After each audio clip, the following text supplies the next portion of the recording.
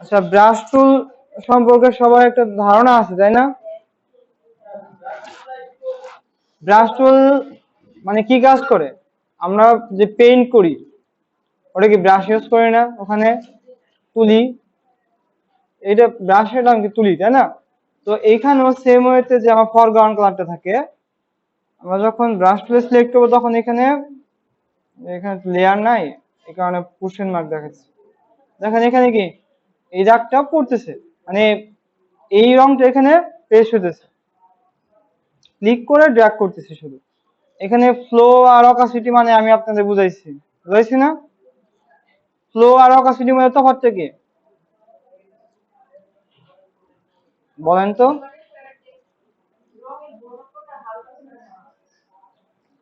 হ্যাঁ, মানে ফ্লোটা হচ্ছে আমরা এক ক্লিকে কি বারবার করে উপর দিয়ে যদি যত টান দিব তত ওটার উপর পেস্ট হতে থাকবে। আর অকাসিটিটা হচ্ছে যে আপনার এক ক্লিকে ওই নির্দিষ্ট পরিমাণে মানে পেস্ট হবে। এই হচ্ছে দুটার মধ্যে তফাৎ। ব্রাশ টুল দিয়ে আমরা এইভাবে আঁকতে পারি। তাছাড়া এখানে কিছু আমাদের ব্রাশ আছে, যেমন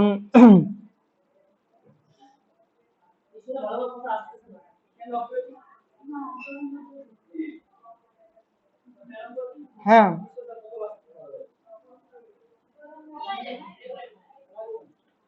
এখন আমরা এখানে কিছু প্রিলোডেড ব্রাশ আছে, না আমি কিছু আছে যেগুলো ইনস্টল করছি ফটোশপে। আমরা চাইলে পরে কিছু ব্রাশ ইনস্টল করতে পারি। তার আগে আমি দেখাই, এখানে একটা ফাঁকা লেয়ার নিয়ে আমি একটা কালার দিই, হোয়াইট কালার দিয়ে দিই।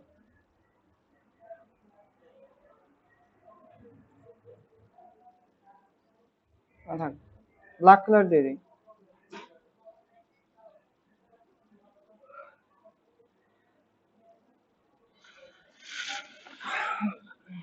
আর ব্যাক স্পেস দিয়ে আমি ব্ল্যাক কালারটা দিয়ে দিলাম। এখন এইখানে এই যে ফোল্ডার আইকন আছে না, এখানে ক্লিক করলে এই যে এই পাশে ব্রাশ আইকনটা ওপেন হয়, বা এখানেও ক্লিক করে ওপেন করতে পারবেন। বিভিন্ন ধরনের ব্রাশ গুলো এখান থেকে দেখতে পারবেন। যেমন এখানে চাঁদ, ব্রাশের সাইজটা আমি ছোট করে নেই। আশা করি ব্রাশের সাইজ ছোট করতে পারে না আরো দিনে, পারেন না? এখন আমি ফরগ্রাউন্ড কালারটা হোয়াইট করে নিই আগে, কারণ ফরগ্রাউন্ড কালার যে কালার থাকবে সেই কালারটা কি এখানে পেস্ট হবে। এখানে একটা ক্লিক করি, চাপটা চলে আসে। কারণ এটা আমার এই ব্রাশটা হচ্ছে আমার মনে করেন কি বলে যে ইনস্টল করা, এটা ডাউনলোড করছি। ব্রাশের ফাইলের নাম হচ্ছে এবিআর ফাইল। আপনারা ওয়েবসাইটে গেলে পরে পাবেন। যেমন আমি যদি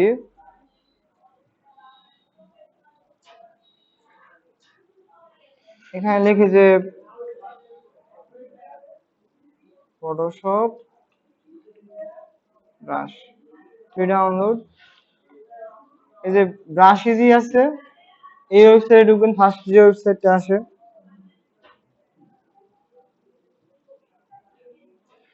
এইখানে হচ্ছে আপনারা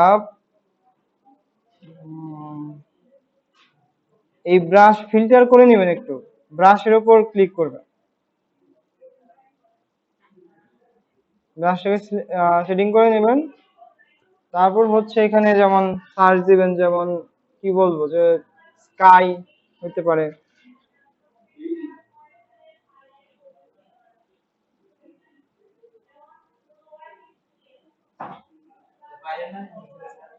হুম, এবিআর ফাইল। হুম, এগুলো তো প্রিমিয়াম, তাই না? যেগুলো ফ্রিতে আছে, যেমন এই মুন আসছে, এই যে এখানে কি ক্লাউড ব্রাশেস, তারপর কি লাইটিং ব্রাশেস, বিভিন্ন ধরনের লাইট গুলো আছে। এগুলো চাইলে পরে ইজিলি ডাউনলোড করতে পারেন। যেমন আমি এটা লাইটিং ক্লিক,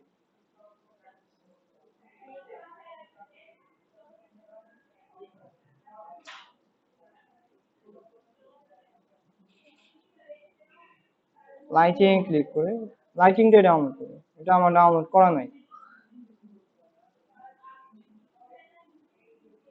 ক্রস করে কেটে দেন।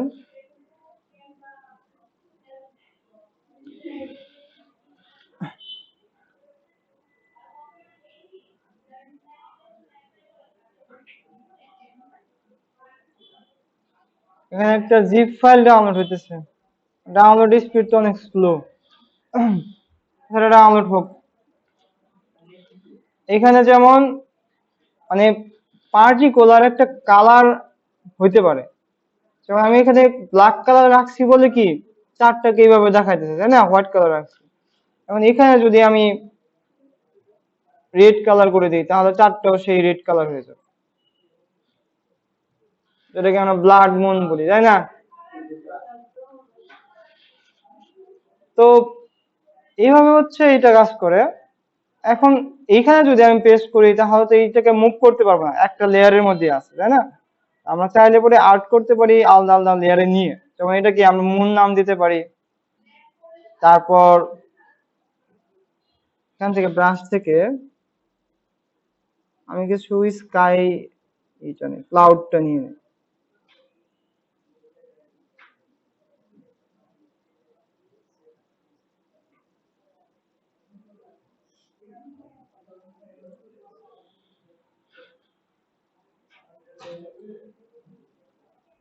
ক্লাউডটাকে হোয়াইট করে রাখি।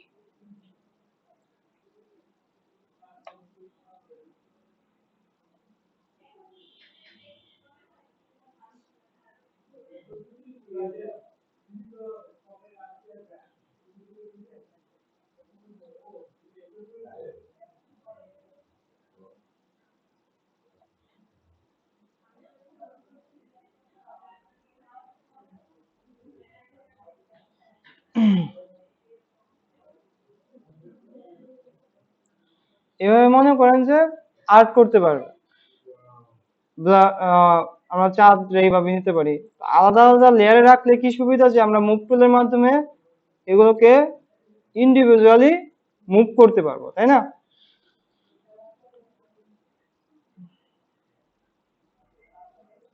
ডাউনলোড হয়েছে? হ্যাঁ, ডাউনলোড হয়ে গেছে।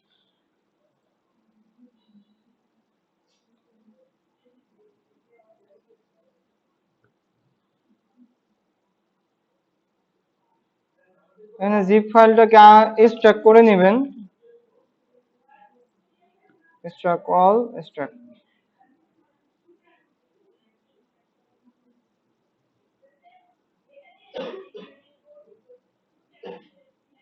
এই যে ফাইলটার নাম দেখেন ডট এবিআর ফাইল না, এই ফাইলটাকে ডাবল ক্লিক করতে পারেন, তাহলে এটা ফটোশপের মধ্যে ইনস্টল হয়ে যাবে। ফটোশপ অটোমেটিক চলে আসবে। ব্রাশ চলে যাবেন, ব্রাশ চলে যাওয়ার পরে এইখানে যে ব্রাশ আছে এই নিচে যাবেন, এগুলো এক একটা কি ফোল্ডার করা আছে, তাই না? জেনারেল ব্রাশ যেগুলো, এগুলো হচ্ছে নর্মালি ফটোশপের মধ্যে থাকে। যেমন এই যে স্কাই অ্যান্ড ক্লাউড, এগুলো কি আমি নিজে ডাউনলোড করেছি। এই যে ফ্রি লাইটিং যেটা ডাউনলোড করলাম, একদম লাস্টে চলে আসছে।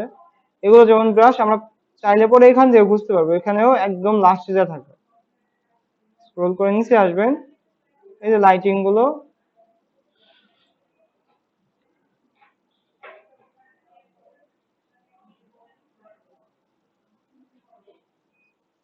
সাইজটা অনেক বড় হয়েছে। যেমন এইভাবে কি লাইটিং তৈরি করা যাবে। একটা ব্রাশের মধ্যে মনে করেন যে অনেকগুলো লাইটিং থাকে, যেমন এটা আবার আলাদা। তারপরে এই যে এগুলো কি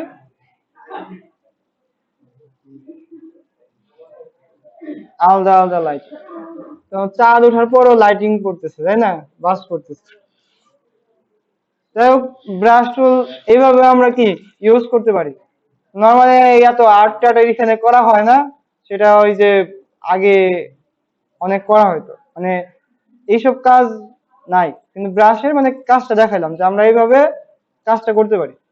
তো জেনারেল ব্রাশে আমি এই সফট রাউন্ড ব্রাশটাকে রেখে দিলাম।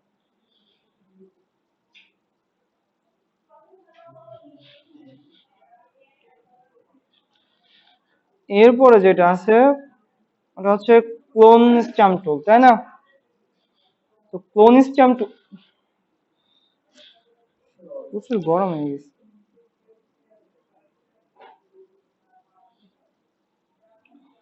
এখানে হিলিং ব্রাশ টুল সবারই মনে আছে আশা করি। ওটা কিভাবে কাজ করে বলেন তো?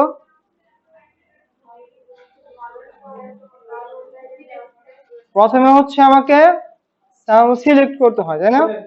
এখানে এক জায়গা থেকে কি স্যাম্পল নিতে হয়।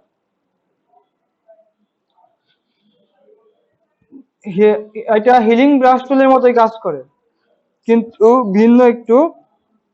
এখানে যখন আমি চোখটাকে কপি করলাম, আমি ওই যে ভাইটার মতো চোখটাই এখানে আরেকটা পেস্ট করলাম। হ্যাঁ, সানি ভাইয়ের মতো। দেখেন হুবাহু সবকিছুই কি কপি করে নিয়ে আসে, নামটাই ক্লোন। তো এক জায়গা থেকে কপি করে এটা কি অন্য জায়গায় নিয়ে পেস্ট করে। তো কপিটার প্রসেসটা ঠিক সেম ওইভাবে, যে এইখান থেকে আমি একটা অল বাটন চেপে ধরে এখানে একটা ক্লিক করব, দেন এখানে নিয়ে পেস্ট করব।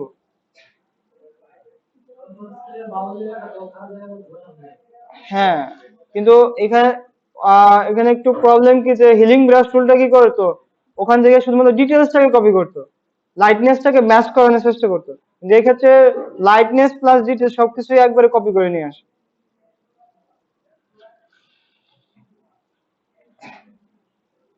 তো এটা হচ্ছে এটা। আর এইখানে যেমন আমি মনে করেন যে এটা নষ্ট করে ফেলছি, তাই না? তো এখন নেক্সট যে টুলটা আছে এটা হচ্ছে history brush tool. History brush tool হিস্টোরির মতো কাজ করে, যে যে হিস্টোরিটা থাকে ওটাকে নিয়ে আসার চেষ্টা করে। অনেকেই নষ্ট করে ফেলছে বা লেয়ার নেয়, তাদের কিন্তু আমি হিস্টোরি ব্রাশ টুল দিয়ে কি করছি, ফিরিয়ে আনছি কিন্তু, তাই না? তো আমরা এই টুলের মাধ্যমে এখানে মেবি আনা যাবে না, ক্রস দেখাইতেছে। Could not use the history brush tool because the history state is not contain a corresponding layer. মানে যেহেতু এটা পিএইচডি ফাইলটা আগে ওপেন করা, তো এটা ওইভাবে আর হবে না। আমি নতুন করে ওপেন করে দেখাই। হিস্ট্রি ব্রাশ টুলটা আপনি মনে করেন যে কাজ করতেছেন, পূর্বের ফাইলটা কাজ করলে হয় না ওইটা।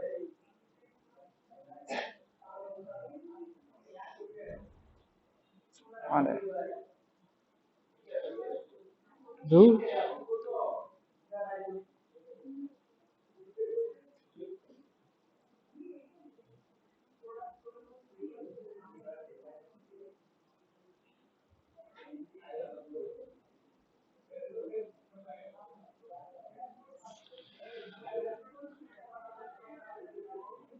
এখন ক্লোনিস্টম টুল দিয়ে আমি একটু নষ্ট করে দিই। এখন দেখেন হিস্ট্রি ব্রাশ টুলে গেলে পরে এই অংশটা কি ফিক্স হয়ে যাইতেছে, আগের মতো পূর্বের অবস্থায় ফিরে আসতেছে। তো এটা হচ্ছে আমরা কোন একটা ছবি যদি ওপেন করে সেখানে কাজ করি, এটা নির্দিষ্ট একটা পয়েন্ট পর্যন্ত এটা মনে রাখ, পরবর্তীতে কি আর ব্যাক করতে পারবে না। ব্যাকগ্রাউন্ড ফাইলটা যেমন থাকে এটা ওইটাই মনে রাখ। তো যেহেতু আমার পিএসডি ফাইল ফরম্যাটে ওটা সেভ করা ছিল অনেক আগে, পিএইচডি ফরম্যাটে সেভ করেছিলাম, আমি ওইটাই ফাইলটা ওপেন করেছি, তার মানে কি ওইটার হিস্ট্রিটা আমার কাছে নাই। তো এইটা ইনস্ট্যান্ট কাজ করে। আর তারপরে আছে ইরেজার টুল। ইরেজার টুল কি করে, ইরেজ করে ফেলে, মানে কি ডিলিট করে। তো আমি এখানে দেখেন ক্লিক করেই করতেছি, ডিলিট কি হচ্ছে? হুম, ডিলিট হচ্ছে। তো এই লেয়ারে তাকিয়ে দেখেন ডিলিট হইতেছে, বাট নিচের লেয়ারটা আছে বলে এটা কি আমরা দেখতে পাইতেছি না। এটা বন্ধ করে রাখি, দেখেন ওখানে কি ডিলিট হয়ে গেছে। ইরেজার টুলের প্রবলেমটা হচ্ছে যে একবার ডিলিট করলে ওটাকে আর ফিরিয়ে আনতে পারবো না। এখন আমি কন্ট্রোল জেড দিয়ে ফিরিয়ে আনতে পারবো, শুধুমাত্র আনডু করতে পারবো, কিন্তু আনডুটা একটা সার্টেন পয়েন্ট পর্যন্ত করতে পারবো। কারণ এখানে এই যে হিস্টোরি টুল আছে, এইগুলো আমার হচ্ছে হিস্টোরি। হিস্টোরি সবগুলো মনে রাখে না, কিছু পয়েন্ট পর্যন্ত মনে রাখে, আর বাকিগুলো কি ডিলিট করে দেয় অটোমেটিক। অনেক দূর কাজ করার পর পরবর্তীতে ওগুলো কিন্তু ফিরিয়ে আনতে পারবে না, ডিলিট মানে একদম ডিলিট। কিন্তু আমার নর্মালি এই জন্য হিস্টোরি ইরেজ টুলটা ইউজ করা হয় না, যদি না মনে করেন যে ওইটাকে আমি পুরোপুরি ডিলিট করতে চাইতেছি। তাছাড়া আমরা ইউজ করি যে কি বলে মাস্কিংটা ইউজ করি। মাস্কিংটা তো সবাই জানে, তাই না? তো এখানে আমরা ব্রাশ রোল দিয়ে হোয়াইটটাকে ফরগ্রাউন্ড, এই ব্ল্যাকটাকে ফরগ্রাউন্ড কালার রেখে আমি এইভাবে কি হাইড করে দিতে পারি। হাইড করতেছি, আবার যখন তখন কি আমি এটাকে ব্যাক করতে পারি। যখন এখানে এটা রাখলাম, এখন হোয়াইটটাকে ফরগ্রাউন্ড কালার দিয়ে আমি এটাকে কি আবার ব্যাক করলাম, যেটা আমরা ইরেজার টুলের মাধ্যমে করতে পারবো না।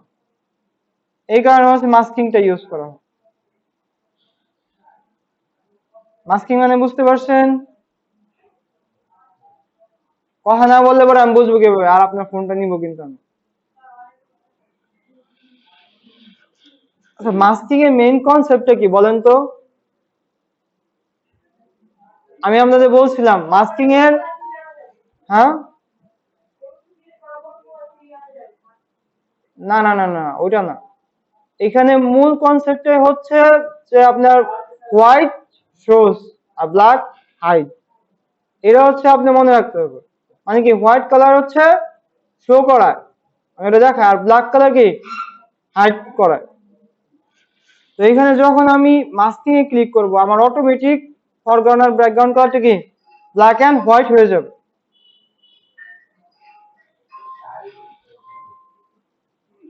ব্ল্যাক এন্ড হোয়াইট হয়ে যাবে ফরগ্রাউন্ড ব্যাকগ্রাউন্ড কালার। আমরা নিচের লেয়ারটাকে অফ করে রাখি বোঝার জন্য। এখন যেহেতু পুরোটাই হোয়াইট আছে, হোয়াইট না, তো আমি হোয়াইট দিয়ে প্রেস করে, তো এখানে অলরেডি সই করতেছে। আমি যদি চাই যে ওনার চোখটাকে রাখবো না এইখানে, তো ব্ল্যাক দিয়ে আমি ওনার চোখটাকে কি করলাম, হাইড করে দিলাম। এখন এই জিনিসটা যে উপরে আফসা আফসা করে যাইতেছে, তার কারণ হচ্ছে আমার এখানে হার্ডনেসটা একদম 0 করা। হার্ডনেস যদি একদম আমি 100 করে দেই, সেই ক্ষেত্রে একদম কঠোর ভাবে চোখটা হবে। বুঝতে পারছেন? এইভাবে এটা কি রিমুভ হলো, তাই না? মেইনলি এটা রিমুভ হলো না। রিমুভ মানে কি, যেটা একদমই চলে যাওয়া, যেটা আমরা ইরেজার টুল দিয়ে করি, যে রিমুভ করি, মানে একদমই চলে যায় ওইটা। কিন্তু মাস্কিং এ হচ্ছে আমরা হাইড করি, কারণ এটাকে আমরা যখন তখন হোয়াইট কালার দিয়ে আবার কি শো করাতে পারবো।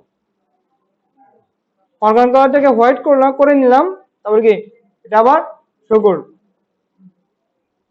আশা করি বুঝতে পারছেন।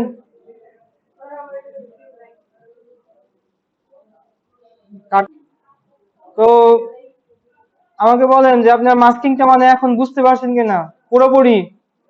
মাস্কিং নিয়ে আশা করি কোনো কনফিউশন নাই।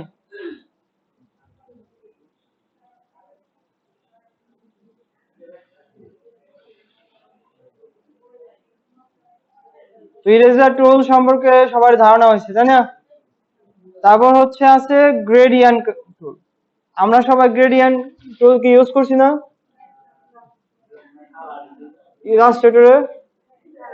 হ্যাঁ, গ্রেডিয়েন্ট কালার মানে কি, যেখানে একের অধিক কালার থাকে, দুইটা কালার না, বলতে গেলে একের অধিক যেখানে কালারটা থাকে, সেটা হচ্ছে কি গ্রেডিয়েন্ট কালার। তো গ্রেডিয়েন্ট কালারটা আমরা কিভাবে কাজ করতাম, এভাবে এই যে এইভাবে টান দিতাম, তাই না? ফটোশপে একদম ইজি। ফটোশপে জাস্ট ধরে এইভাবে টান দিবে, ওইভাবে পড়ে যাবে। কিন্তু এটা আবার মানে ইলাস্ট্রেটর যেমন ফ্লেক্সিবল, এখানে অতটা ফ্লেক্সিবল না, এটা পুরো ইমেজটার উপর পড়ে গেছে না। এখানে চাইলে পরে আমরা কালারটাকে নিতে পারি, যেমন এখানে ক্লিক করার পরে যে বেসিক কিছু কালার আছে, black and white, blue colour আছে, ব্লু কালারের শেড এই যে কতগুলো আছে, তাহলে পরে এখান থেকে নিতে পারেন। পার্পল আছে, পিঙ্ক কালারের এই শেডটা আমার ভালো লাগে।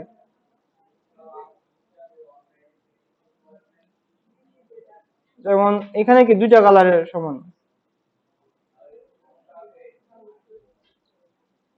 আমরা ভিন্ন ধরনের ব্যাকগ্রাউন্ড গুলো নিতে পারি, মানে এইভাবে পুরোপুরি একটা ব্যাকগ্রাউন্ড চেঞ্জ হচ্ছে। এখন আমি যদি চাইতাম এটাকে নির্দিষ্ট একটা পয়েন্টের মধ্যে করতে, সেক্ষেত্রে আমাকে কি করতে হইতো, সিলেকশনটা করতে হইতো। মনে করেন যে এটা একটা সিলেকশন এরিয়াতে, এখন যদি আমি গ্রেডিয়েন্ট কালারটা নিয়ে সেখানেই করি, তাহলে শুধু সিলেক্টেড এরিয়ার ভিতরে এইটা কাজটা করবে, যেমনটা হচ্ছে ইলাস্ট্রেটরে করতো। ইলাস্ট্রেটরে একটা শেপ সিলেক্ট করতাম, ওই শেপের ভিতরে কি কাজটা করতো না? এখানেও তাই, যে আমি যদি নির্দিষ্ট একটা সার্টেন পয়েন্টে চাই যে ওখানে এই কালারটা অ্যাপ্লাই হোক, তাহলে ওখানে এই কালারটা অ্যাপ্লাই হোক। বা আমরা চাইলে বলে এটা ওনাকে কেটে একটা ব্যাকগ্রাউন্ড, পুরোপুরি একটা ব্যাকগ্রাউন্ড তৈরি করতে পারি, ব্যাকগ্রাউন্ডের সামনে আমাকে রাখতে পারি কেটে নিয়ে। বুঝতে পারছেন আশা করি। তারপর আছে ব্লার টুল। ব্লার টুলটা হচ্ছে, আপনার চোখটা দেখেন, আমি চোখের উপরে করতেছি, তার কারণ মূলত আমাদের ক্যামেরা হচ্ছে আমাদের আইটাকে ফলো করে, চোখকে ফোকাস রেখে হচ্ছে ছবি তোলে, তাই না? আমি চোখের উপরে করতেছি। এখন ব্লার টুল যদি আমি ইউজ করি, দেখেন ওনার চোখটা কি ব্লার হয়ে গেছে না? হ্যাঁ স্যার, ব্লার টুল কি করে এখানে ওটাকে ব্লার করে দেয়। যেমন আমি এখানেই করলাম, চোখটা কি ব্লার হয়ে গেছে না? যেভাবে কাজ করে, যেমন যদি এইখানে চান যে আপনি সিলেকশন করবেন, তো এটা শুধুমাত্র সিলেকশন এরিয়াতেই তখন কাজ করবে।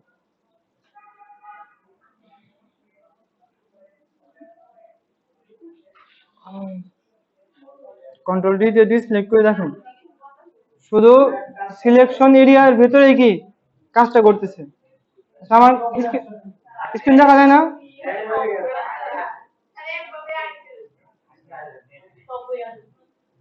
আরে এখন তো দেখি আমাদের আমাদের নেটে সমস্যা হলো।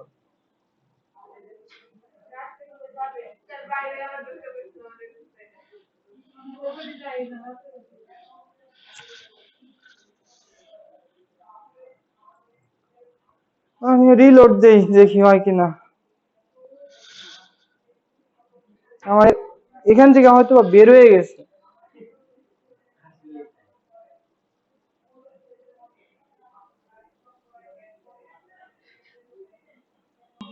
আমার স্ক্রিন কি ওখানে আটকে গেছিল না? আমার এখান থেকে হচ্ছে বের হয়ে গেছিল। এখন দেখা যায়?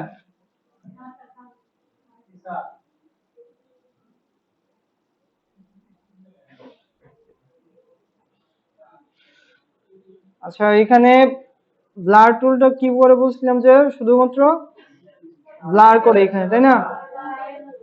এখনো দেখা যায় না?